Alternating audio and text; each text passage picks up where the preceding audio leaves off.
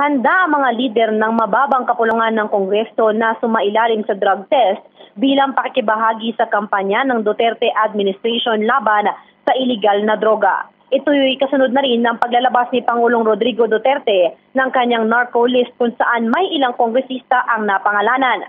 Sa isang pulong balitaan, nagkaisang sinabi ni House Deputy Speakers Mercedes Alvarez, Eric Singson, Frednel Castro at Miro Quimbo na bukas silang sumalang sa drug test. Ayon kay Alvarez, dati pa man ay kasama sa kwalifikasyon ng mga politiko ang drug test bago maghain ng Certificate of Candidacy o COC. Gayunpaman, naisantabian niya ito ng Commission on Elections o COMELEC.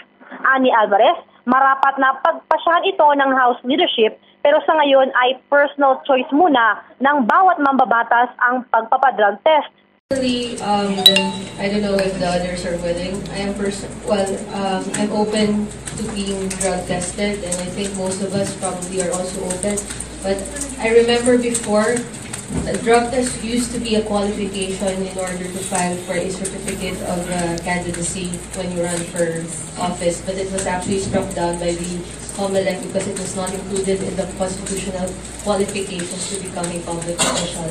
Wala ring tutol si Singson kung iutos ng liderato ng lower house ang drug test sa hanay ng mga kongresista.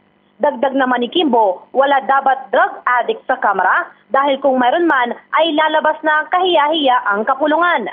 Hirit naman ng Marikina Solon, kung magkakaroon man ng drug test ay marapat na isabay na rin daw ang attendance test at IQ test. Wala namang mali. Ibig sabihin yung marami sa atin ay hinahalal. Members of Congress, just like members of the legislature, are measured by a much higher standard. Ibig sabihin, hinahalal ka, representante ang tawag sa iyo.